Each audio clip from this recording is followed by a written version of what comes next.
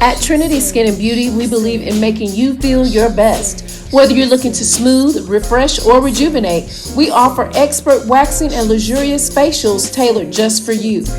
Experience our signature facials that hydrate, brighten, and nourish your skin. Feel the stress melt away with every touch. Say goodbye to unwanted hair with our quick, professional waxing services, leaving you smooth and confident. Relax, revive, rejuvenate. Visit Trinity Skin and Beauty today, where beauty meets relaxation. Call Calandra today at 601 953 9476 and book your appointment. And oh, yeah, tell them Sonia sent you. She say, sports. She say, sports. She say, sports. She say, sports.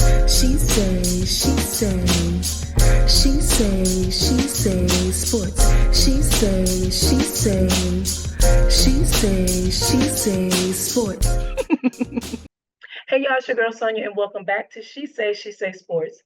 Please welcome back Commissioner of the HBCU Athletic Conference and author of her new book, Blazing Your Own Trail, Faith, Focus, and Forward Momentum in Leadership, Dr. Kiki Baker Barnes. How are you, Doc? Commissioner, you're all up.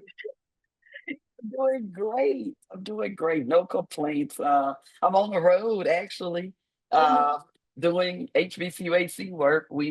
We're making announcements here this week. We've Right. just announced our baseball championship, and we are announcing an extension for track and field and a collaboration with the Cal Parish school system. So yeah, You were busy last week in New Orleans, your hometown also. And guys, yes. just in case you didn't know, she was the athletic director for Dillard University in New Orleans from 2006 to 2022, and also the head women's basketball coach 2006 to 2013. So she is a busy, busy woman. She is all about sport, and I love that. You know, I'm gonna interchangeably call you Commish and Doc. So I'm sorry, that's just what I'm gonna do. But we're gonna talk about your book right now. Commish, tell us about blazing your own trail, faith focus, and for momentum and leadership. What inspired you to write this book? So I just conversation. So let me back it up. So about 7 years ago is kind of when I had this first inkling. "Man, I should write a book." Mhm. And I would every year at the beginning of the year I write, okay, write a book, and I just start doing other stuff, and Right. every New Year would come back around, and so some conversations with my mentees, I think, really was the push that got me to Right. write the book. We would be having conversations where, again, I was just kind of pouring into them. Usually, they're asking questions, and I'm sharing, lessons from what I've learned. And they said, "Oh, you need to put that in a book, Doc. You need to, because I buy that book." And so I this past year, I don't know, I would say that the one of the core pieces of the title is faith. And so faith is a part of who I am and how I've moved in my life.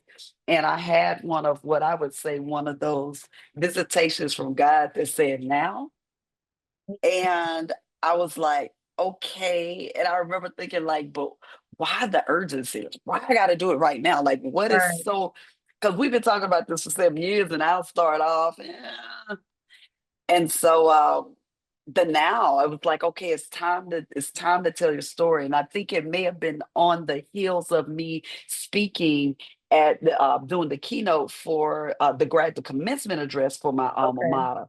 I think that moment was like, oh, I really need to do this. And so the combination of that moment, it was like, it's time. It's time to put it down in a book and allow me the opportunity to help other people. Because a lot of this is about how can I help other young women, particularly. It can help a lot of other people, but particularly Right. young women in the time that we're in right now. How do I help them learn how to navigate not understanding or not knowing and transition and what it looks like? And so that was kind of the impetus of, like, I need to get this book out and I need to share these stories now. I'm so glad you did. You were obedient to, and speaking of faith, you emphasize importance of faith in leadership. Can you explain how faith plays a role in your decision making and leadership approach? Well, I think again, my book talks a little bit about this, but I think it is the foundation of everything. Um, Faith, confidence in yourself, um, confidence in something larger than yourself. And I mean, I have my beliefs, but to me, you got to have faith in something. You have to believe in something. It drives every decision. Without having a belief, like then you can't even move forward with taking action or Right. understand how to process what is happening. So belief in faith and confidence in yourself, in your spiritual practice, whatever that is at the foundation of being able to live what I would call a purposeful life, Mhm. and a life of meaning. So it is very critical. And I in the book I go through some specific things that happened that helped me to develop my personal faith, both spiritually, but then also the faith in myself to know how to make the right decision without having all of the information. I love it. I love it. And you said something about purposely designed. I think that's what you said. One of my favorite gospel singers is Fred Hammond, and he has one of his CDs is Purposed by Design. And that is so important because even though you may be purposed by design, if you don't have the faith, you can't navigate your life, even though you're purposed for it. And it's so important. I'm that's interesting that you said that, but that is so true, Commish. So Commissioner, how do you define leadership, and how does it relate to blazing your own trail as opposed to following traditional paths? So blazing your trail is all about walking a path that you don't know. All of this is about how do you make decisions when you don't know the end Mm, result. Okay. The entire book is about is what I would call, I introduce a framework called the blind exchange framework. And in the blind exchange framework, I am going through some specific type of things that you're or key moments that you're looking at, and how do you make sense of what's happening in your environment to help guide your decision making. right, This is again the unknown, and so we address fear, like how what fear does. It can't exist actually if you intend to walk and blaze your own trail. um, you have to be comfortable with understanding that you will never know everything.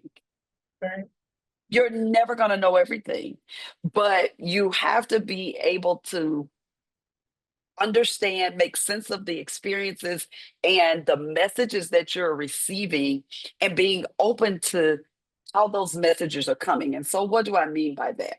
Um, I give this example that, my number in high school was 22. My number in my junior college, I mean, not junior college, but when I was in junior high, was 4. And I remember being very excited about 22 because 2 plus 2 made 4, right? So 22, when it was assigned to me as a player, that particular coach said to me that it meant it was a special number, and that the person who wore that jersey prior to me had was really good, and that I had these big shoes to fill. And I remember that moment like, okay, so you kind of doing a pass the baton.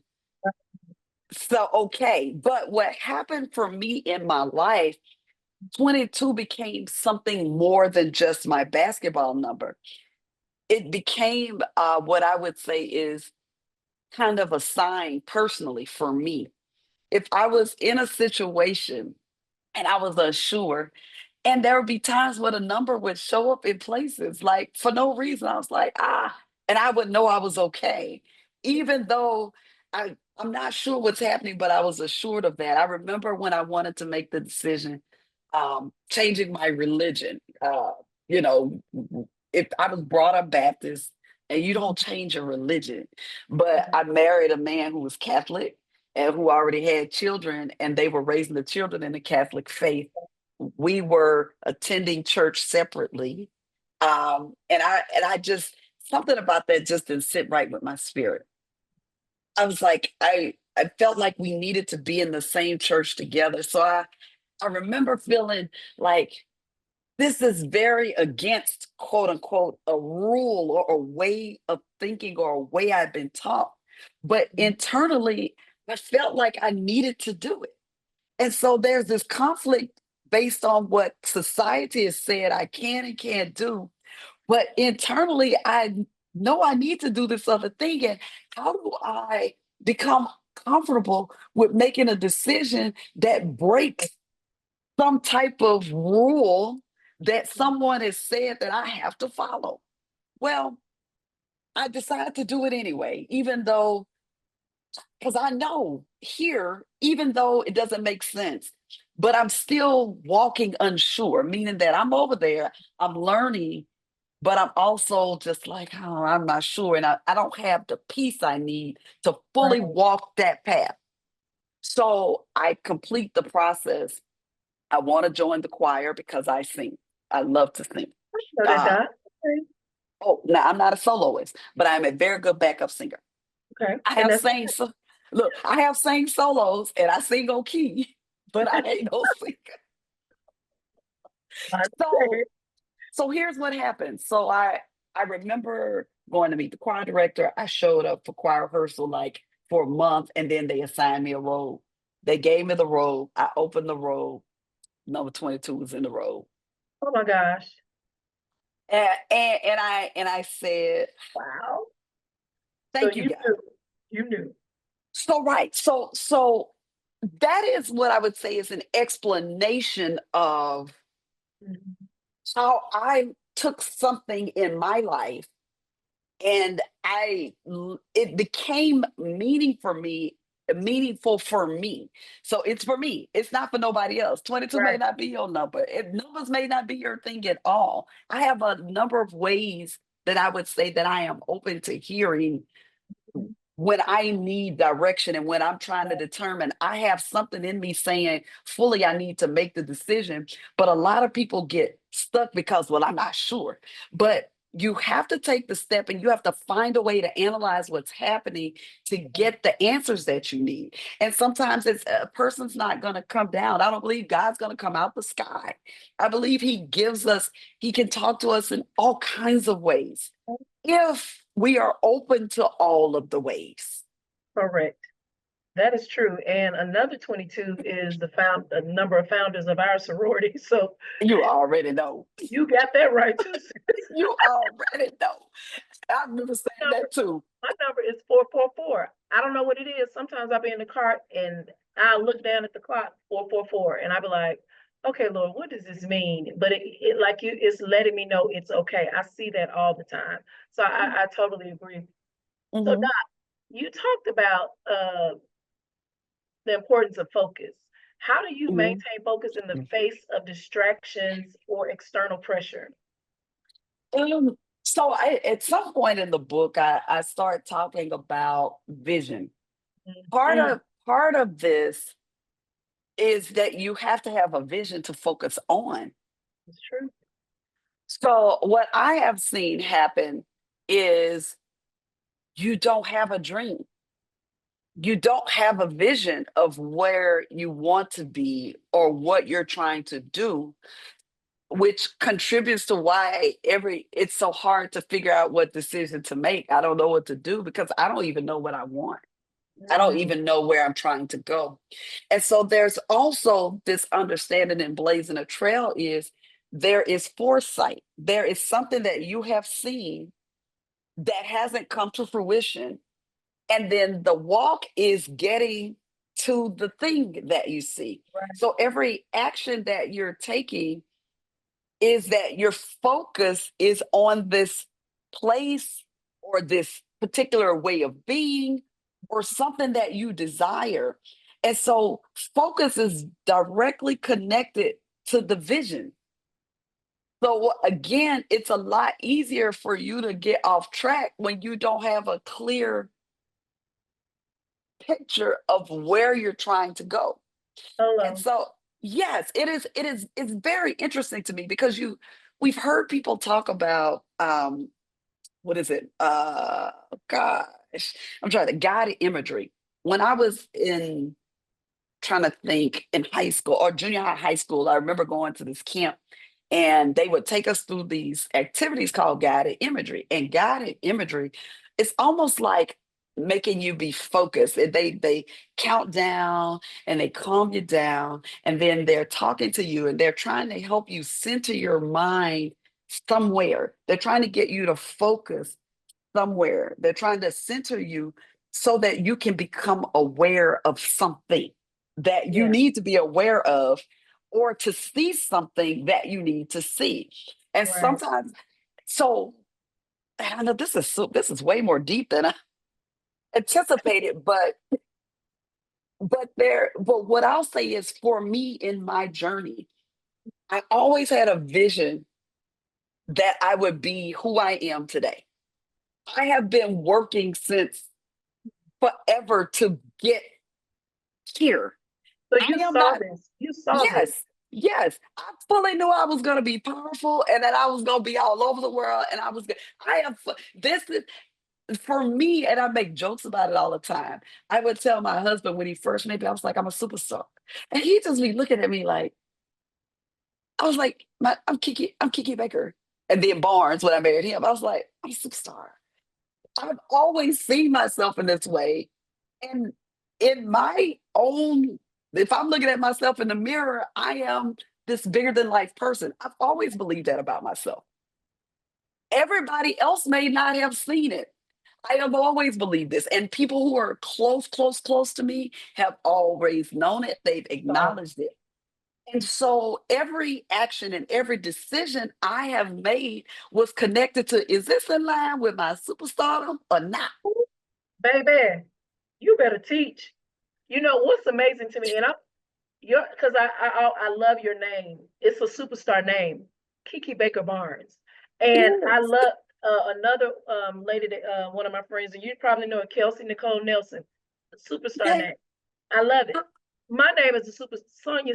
It's not a lot of Sonias, and I've Nope. always felt that way. But I tell the listeners real quick about what happened with you last week in New Orleans. Oh, What were you oh my awarded? God. So last week I was awarded the Spotlight Award for the Sports Superstar. Power Brunch, celebrating the most powerful women in sport.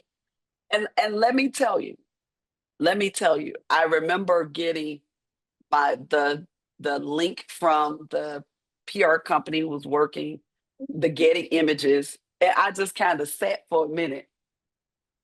I was like, I said, and I looked at those photos and I turned to my husband and I said, this way I'm supposed to be.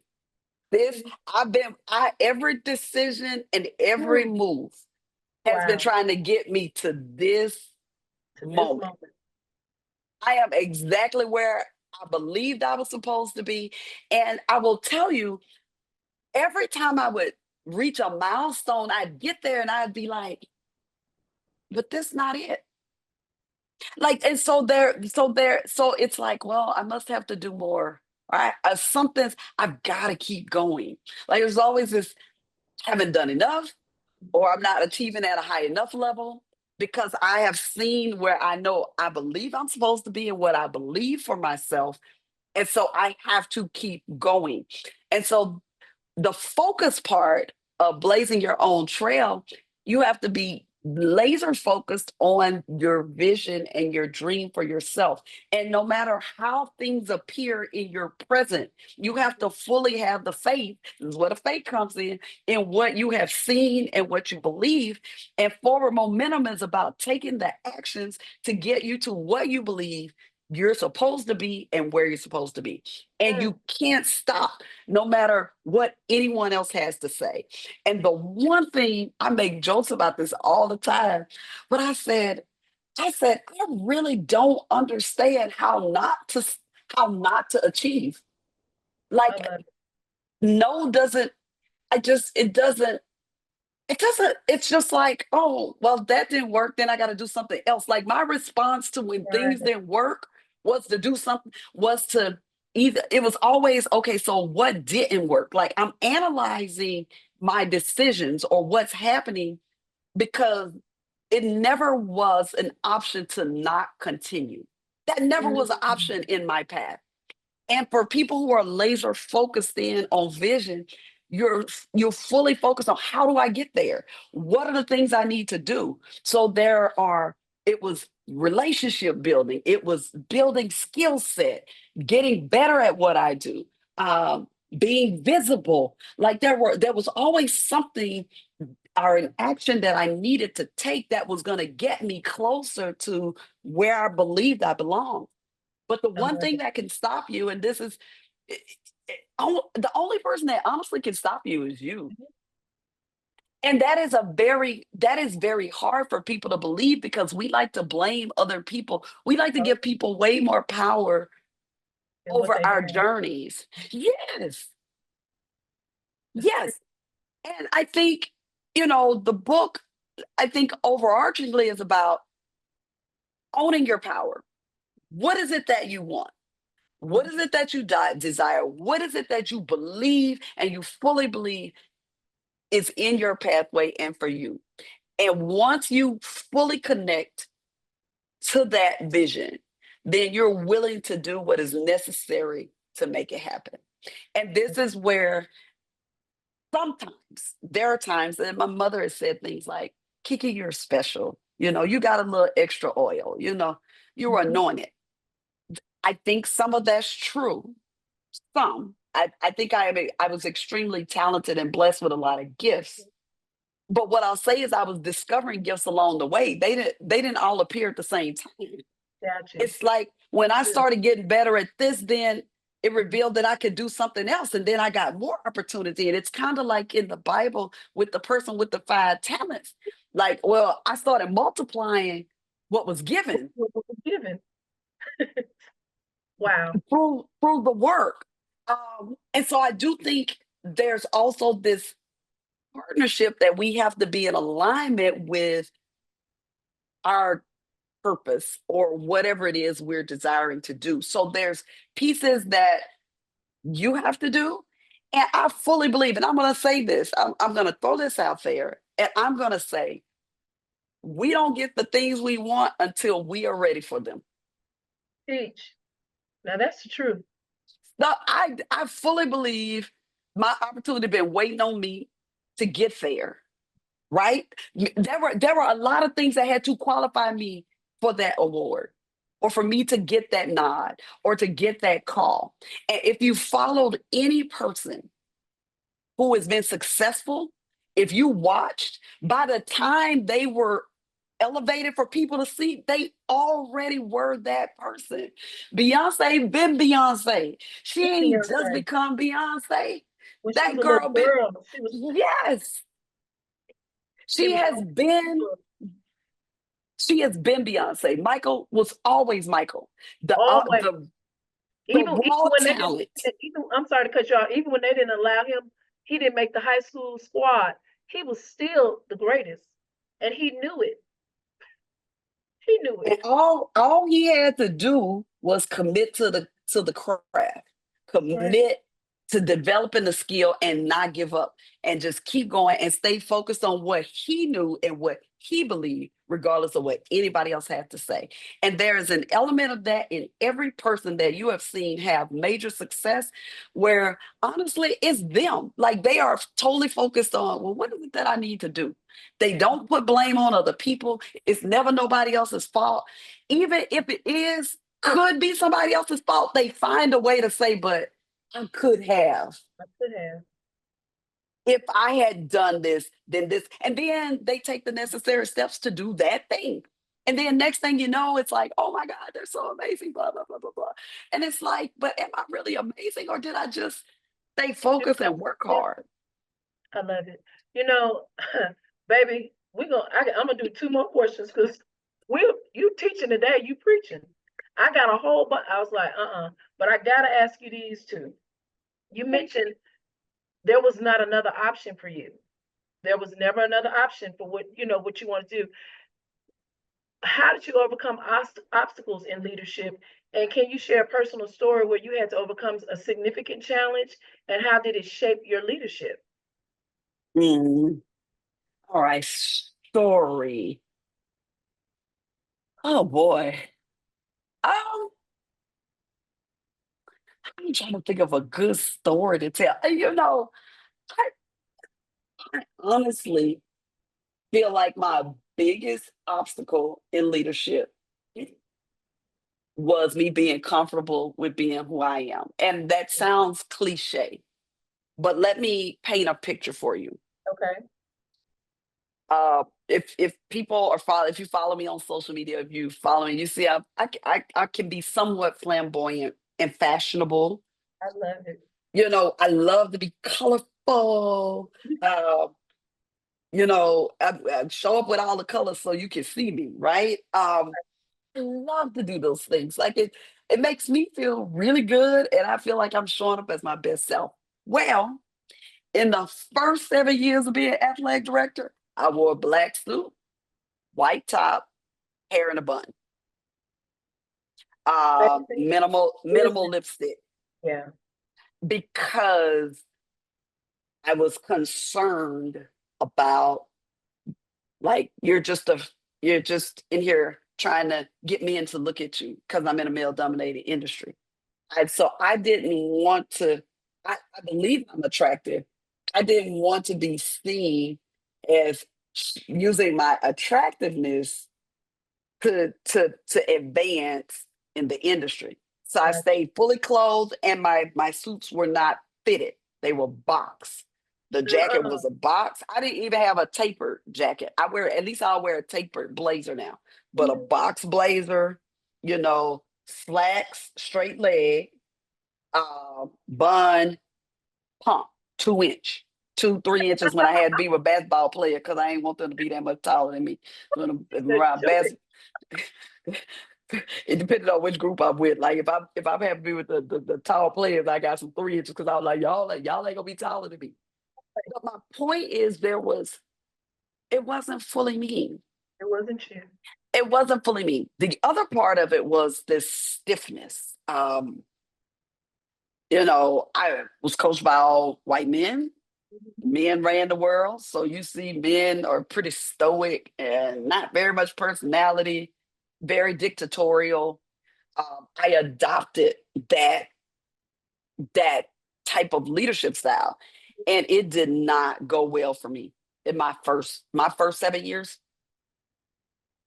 I wasn't received well by the people that I had hired, but the players, like, it's like I was fighting with them for respect, and I was trying to be like all the other people that I Oh, saw lead, right. but it wasn't me. Mhm. But there would be these times I'm on a committee, right? And I'm me, smiles, energy, and people they just come to me. They just want to sit next to me. There's what you Right. want to do. When I would get with the students, I would be myself. And the Right. students loved that that person, and they would do anything for that person. And I was like, well, I just need to be me. Like, I want to have fun when I work. I don't believe work and fun don't go together. I believe we can do both. Like, so I want a fun environment.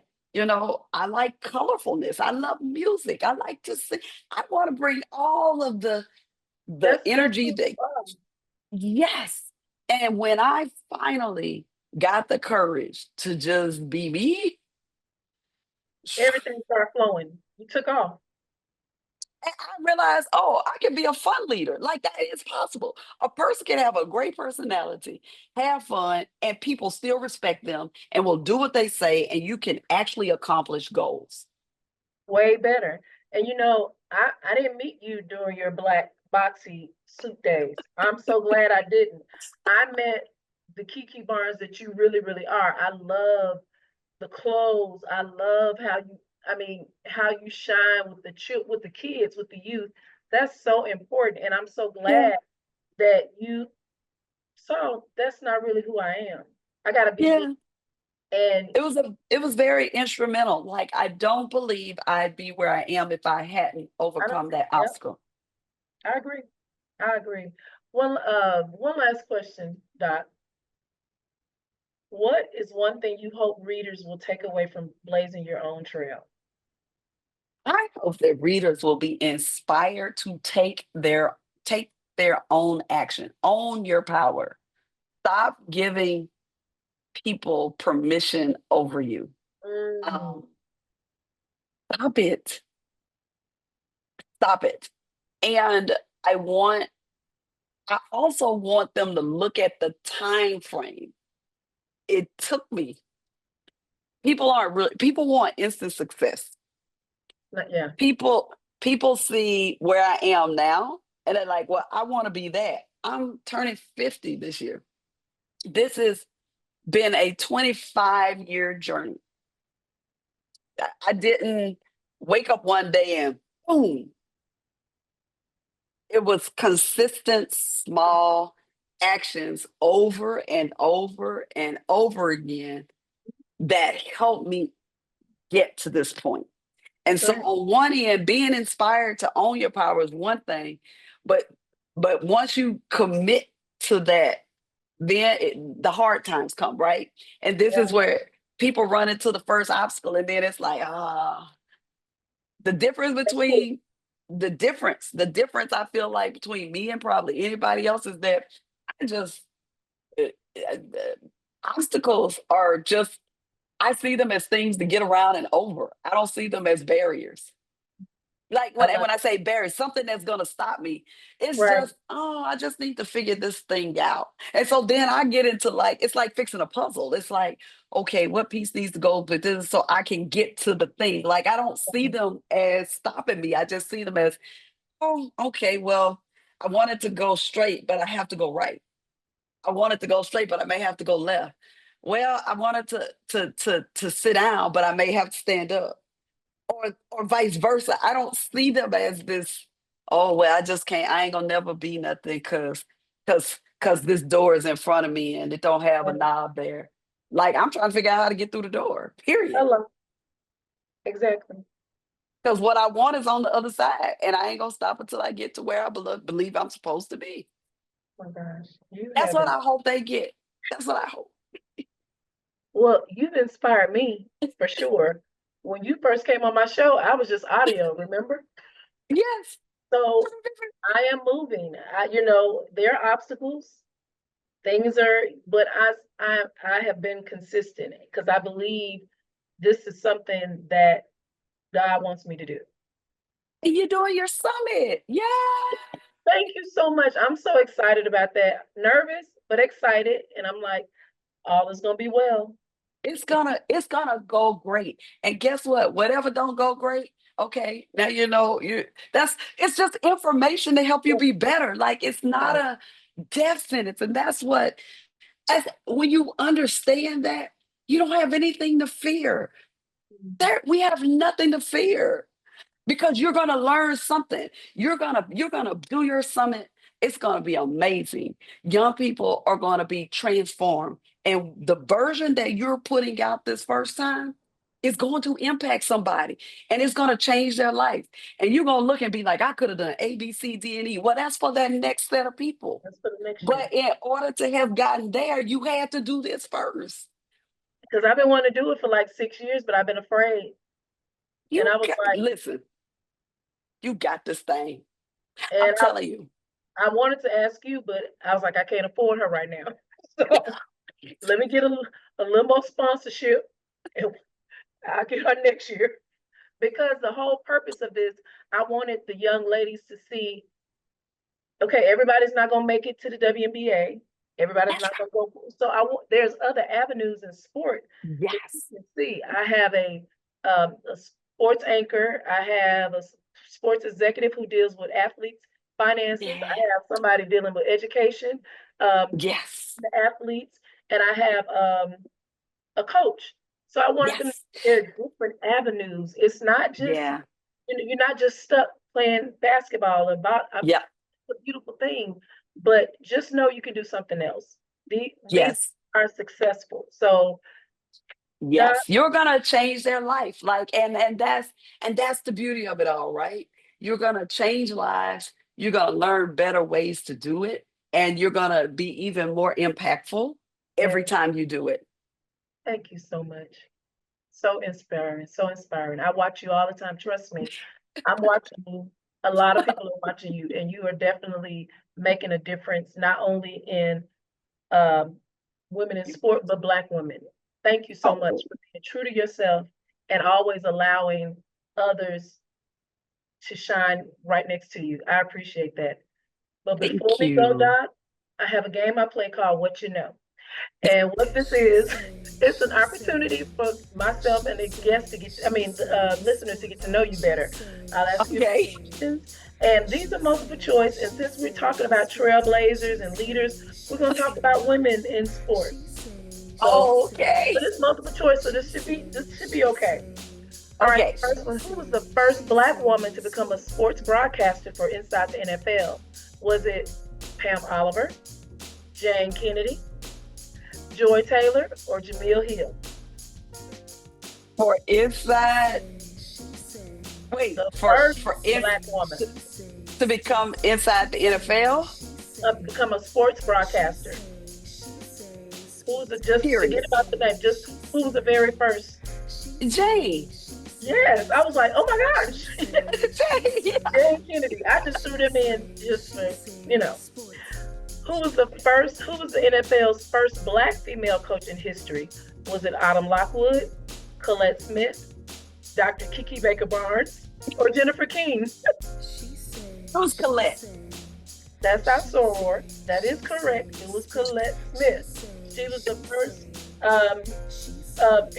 Black female coach for the New York Jets in 2017. Yep. I just got a chance to spend some time with her last Oh week. my They God. did they opened a exhibit. So on Wednesday they did a women in NFL event Yeah, here, well, in New Orleans for the Super Bowl, and she was honored. So she's featured in the exhibit I along with love the her. other ladies. So it's crazy that, like, I actually got to meet her. That Like, is oh, so wow. dope. I want her on the show so bad. I love Colette. She's another inspiration of mine too. She's great. Um, Yeah. who was the first Black female coach to coach in a Super Bowl? Was it Colette Smith, Jennifer King, Autumn Lockwood, or Megan Roseberg? I think that was Jennifer. Was it? No? Just Dang. happened, it just happened Sunday. Oh, yes, the young lady from Autumn Philadelphia. Lockwood. Yeah, Yes. Autumn Lockwood Okay, she's the first in the Super Bowl. in a Super Bowl. Mhm. Okay, black And now woman. she's the first that won a Black. Okay, Yeah. first black woman. There's another, oh God, I can't, Katie somebody. I think that's just the first woman in general. Okay, gotcha. All right. Yeah, yeah, yeah. As of the 2024-2025 season, how many women hold full-time coaching positions in the NFL? Which is a record for the league? Is it 12, 15, 10, or 5? And I didn't I know don't know. I don't know this one, but I'm gonna make a guess. C. What was C? 10? 10. Yes, it was 15 though. It's 15? Okay, that's good. I know. That is amazing. Yeah. And that is the most female coaches in any male professional sport league in the world. Wow. Who was the first Black woman to serve as CEO of the Dallas Mavericks? Was it Cynthia St. Marshall, Dawn Staley, Swin Cash, or Yolanda Moore? Marshall. That is correct. St. Marshall. Who was the only woman to be drafted by an NBA team? Was it Cheryl Swoops, Sue Bird, Louisa Harris, or Asia Wilson? Wait, no. Used by NBA team? Mhm. Say the names again. Cheryl Swoops, Sue Bird, Louise Harris, or Asia Wilson? Louise Harris. That's right. She was drafted by the New Orleans Jazz, selected Yes. first seventh Yes. round in 1977. Yep. Last one. Who was the first? Papers. Who was the first woman to be hired full time in the NFL in 2015? She was also the first woman to officiate in a Super Bowl in 2021. I'm sorry, the first woman to be hired as a referee. She was also Oh, the first woman to officiate in a Super Bowl in 2021. Was it Maya Shaka, Sarah Thomas, that's who it was, Maya. Sue Bird, or Phyllis George? That was Maya. Sarah Thomas. Is that Maya? What's Maya then? Maya was Maya, the first to she's do never it. on she's also she's the first minor she's not black. She's the first woman of Oh, color. But Sarah is the first one. She's actually from Brandon, Mississippi. She's from I Mississippi. didn't know that. White lady, Okay. blonde. That's her. Okay. I learned something today. Okay. Okay. Okay. Okay. Dot, thank you so much for joining me. And tell the listeners how they can follow you on social media. Also, how they can buy your book. You. So you can follow me at Kiki Baker Barnes, KikiBakerBarnes on all platforms: YouTube, Instagram, Twitter, LinkedIn, all those, Facebook. Yes. My website is www.kikibakerbarnes.com. You can buy my book right now on Amazon. Oh, and it's online on Barnes and Nobles too, like from a distribution standpoint. I gotta go put that out.